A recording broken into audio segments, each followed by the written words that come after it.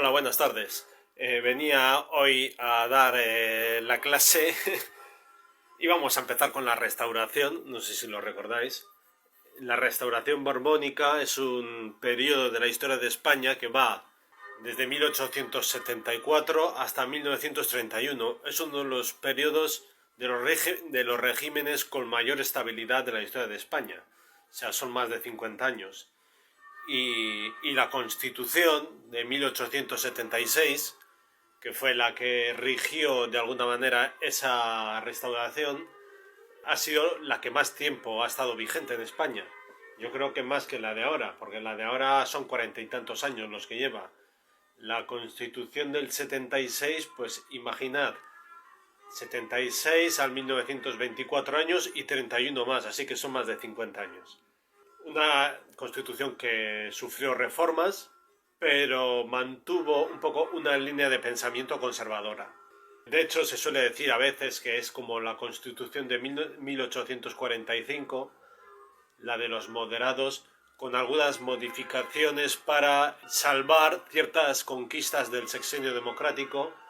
No era la cuestión de llevárselo todo por delante, sino salvar también algunas de las conquistas democráticas del sexenio. Vale, pero ¿qué es la restauración? Bueno, la restauración es el retorno de los Borbones, los habían expulsado, recordadlo. Isabel II había conseguido cabrear a todo el mundo. Su reinado termina en 1868, como recordaréis, después de la batalla de Alcolea. Es expulsada de España, ella con su hijo, Alfonso, el futuro Alfonso XII, y un poco se quitan de encima los Borbones, porque consideran los sectores más progresistas de la política española que son un poco como una maldición, ¿no? Que son ellos los que traen el atraso en España.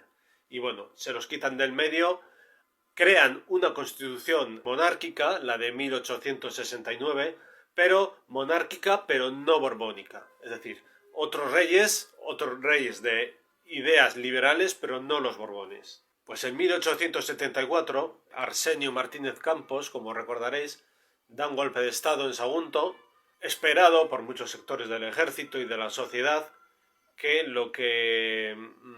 por lo que se inclinan es por establecer una restauración borbónica, por llamar al hijo de Isabel II, a Alfonso, y que venga a reinar a España, ¿no? Restaurar la monarquía borbónica en España.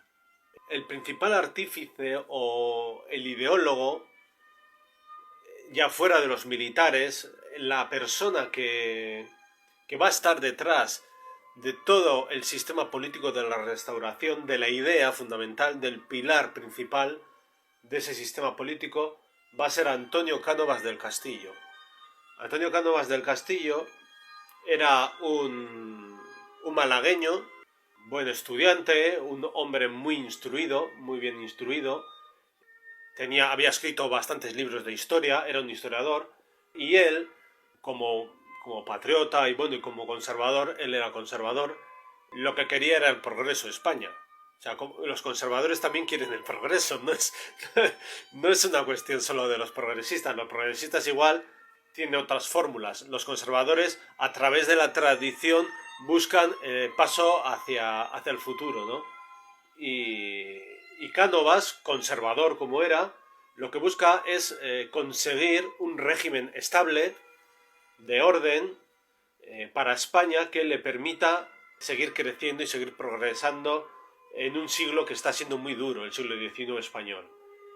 Y por lo que aboga es por un sistema democrático, liberal, imitado del sistema parlamentario inglés.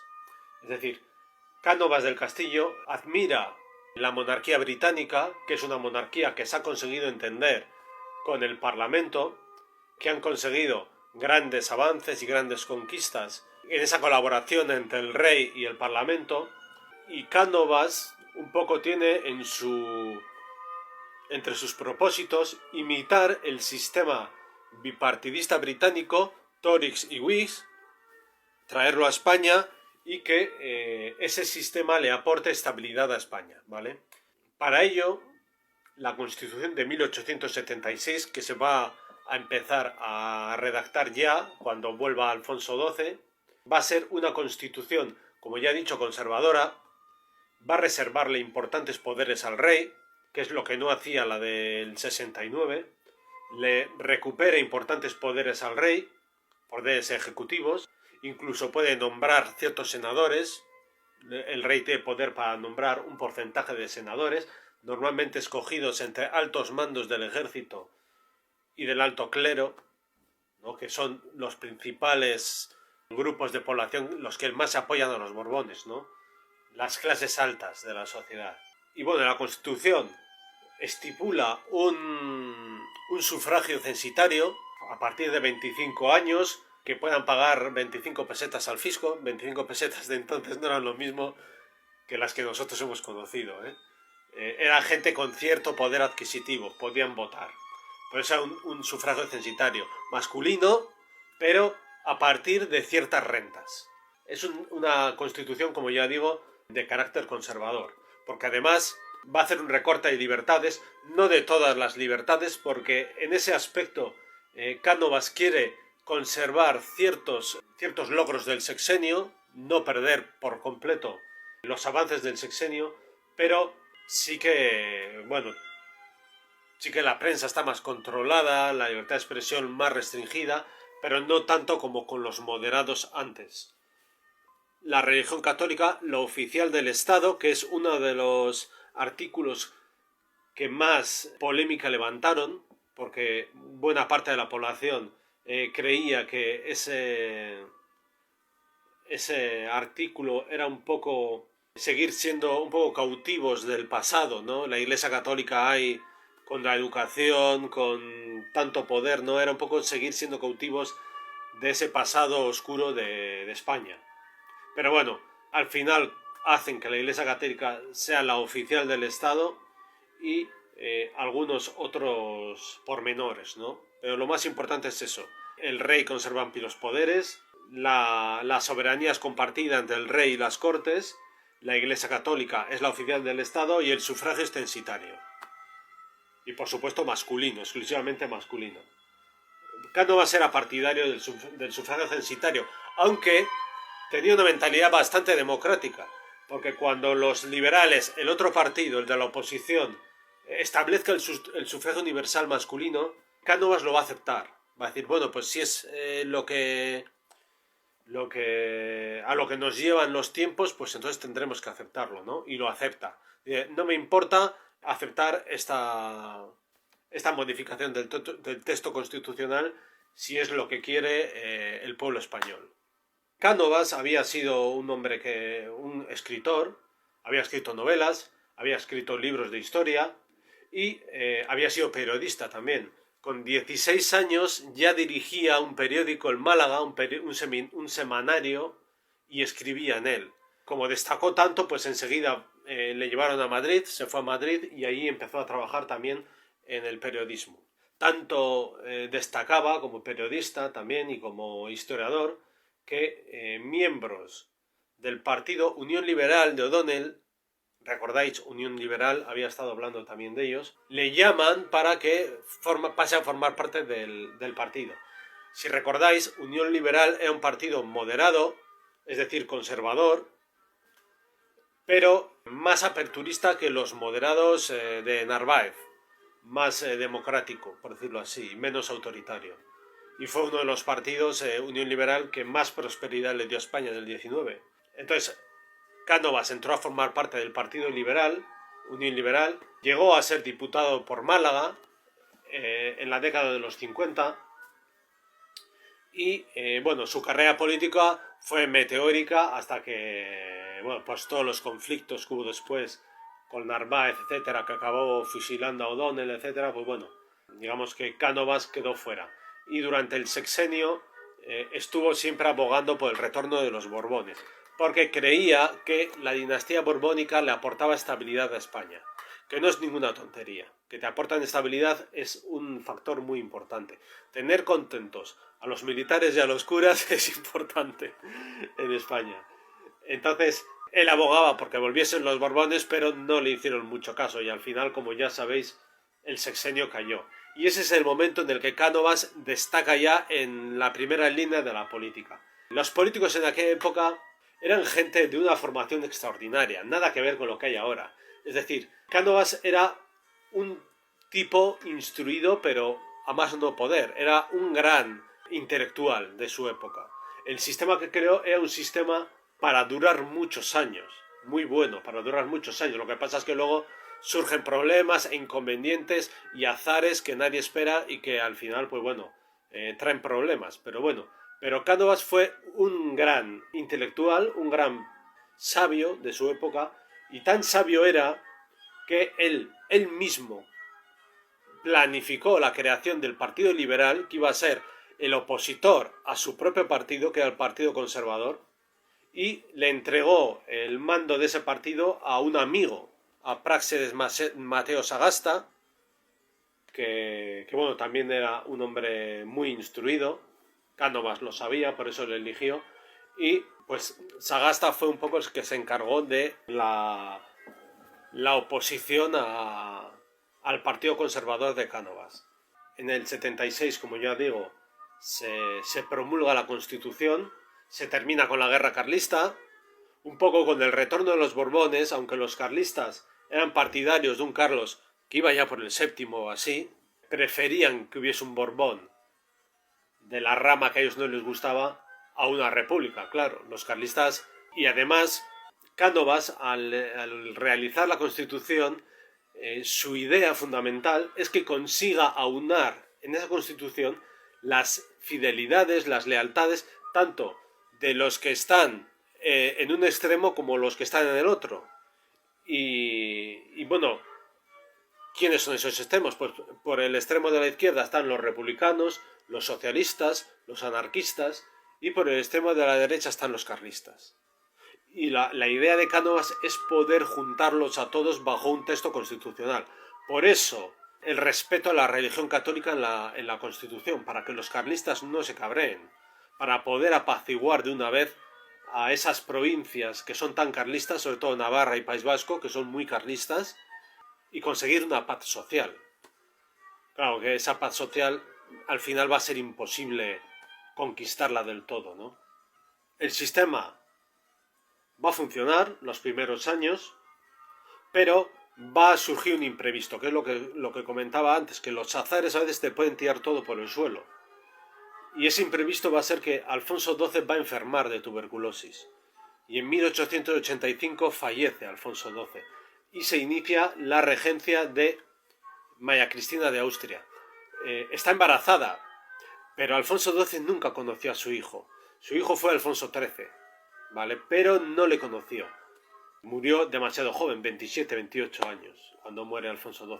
Y eso es un revés tremendo para la política de Cánovas y de Sagasta, ¿no? Porque de pronto les deja, pues como vulgarmente se dice, con el culo al aire. Sagasta y Cánovas eran los cabeza de los partidos conservador y liberal, que eran los llamados partidos dinásticos en la Restauración, que son los partidos que apoyan la solución borbónica.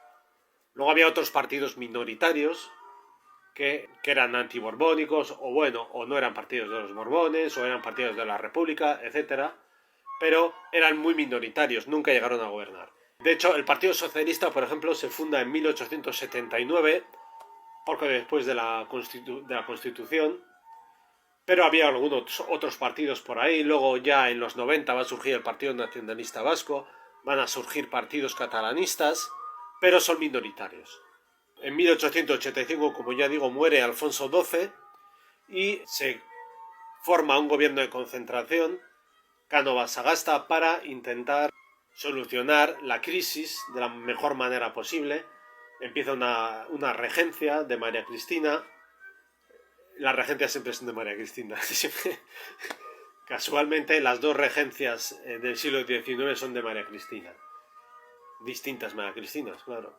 De hecho, la que queda en la regencia ahora es una reina joven, es la esposa de Alfonso XII, es una reina joven, desconocida en España, no muy popular entre los españoles, pero que bueno, tuvo que un poco navegar con esa papeleta, ¿no?, que le había tocado.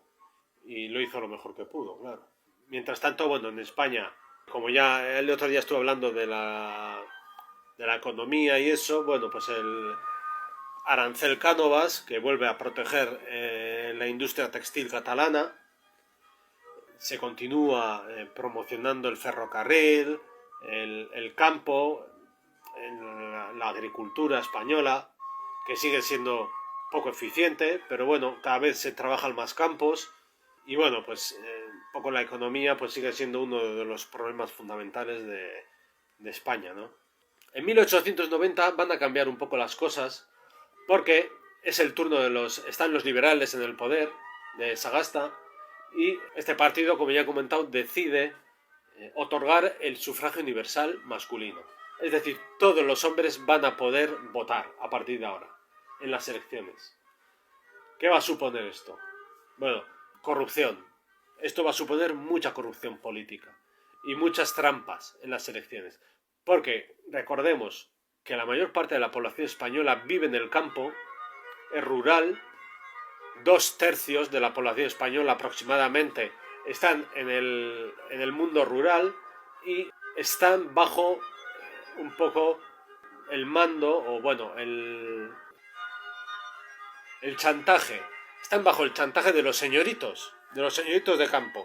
Es decir, los terratenientes, los hacendados, la gente que tiene poder en el campo, ¿no? Que maneja a los campesinos, que los manipula, que los engaña, etcétera. Es muy común en el siglo XIX español todo eso y en el siglo XX también. La manipulación de los señoritos del campo. Tienen el dinero, tienen el poder, tienen las tierras y hacen lo que quieren con las clases campesinas que son pobres, que son incultas, ¿no? Y son fáciles de manipular. En España el analfabetismo en el campo pues sigue siendo abrumador, es decir, la gente es absolutamente ignorante. Entonces, ¿qué ocurre? Que surgen dos problemas.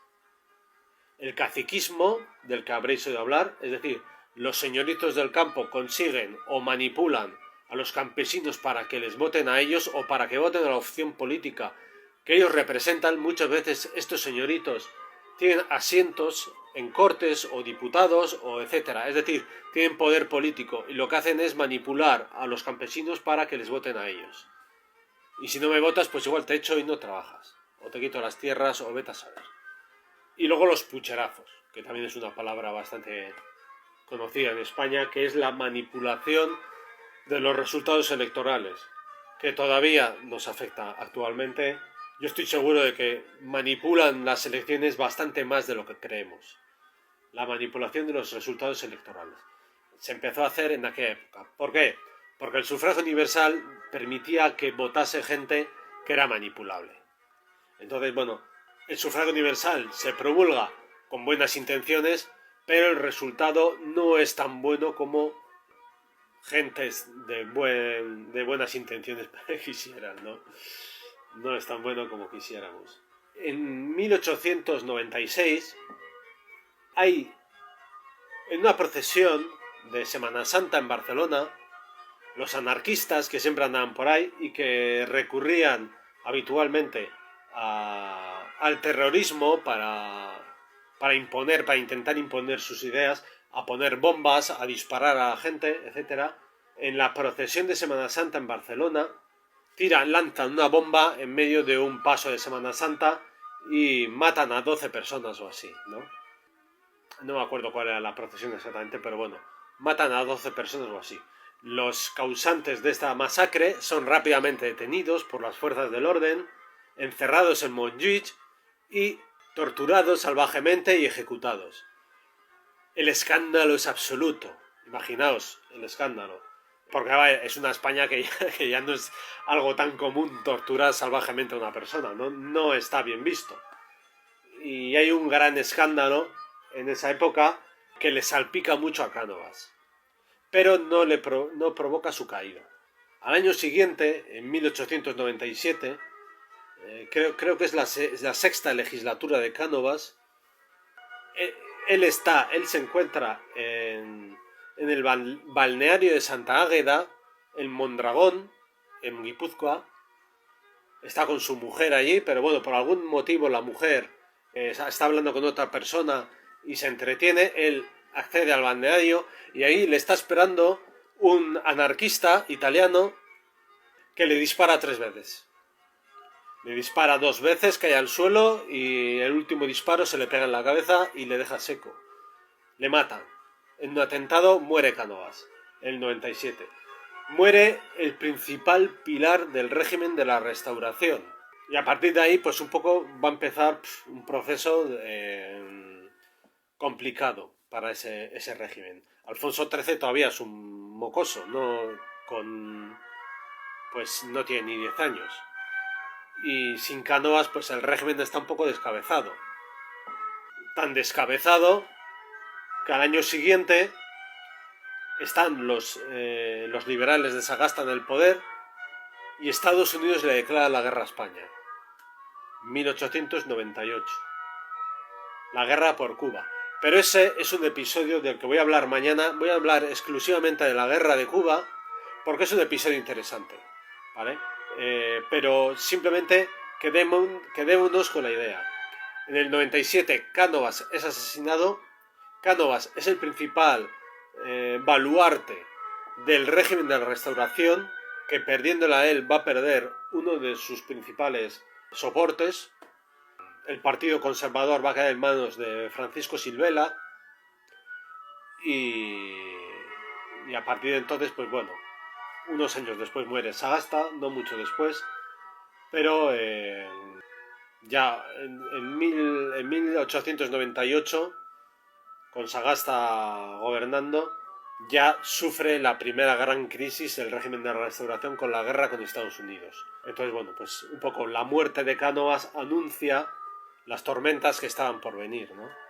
Y esa instabilidad por la que tanto peleó Cánovas, pues empieza a resquebrajarse, ¿vale?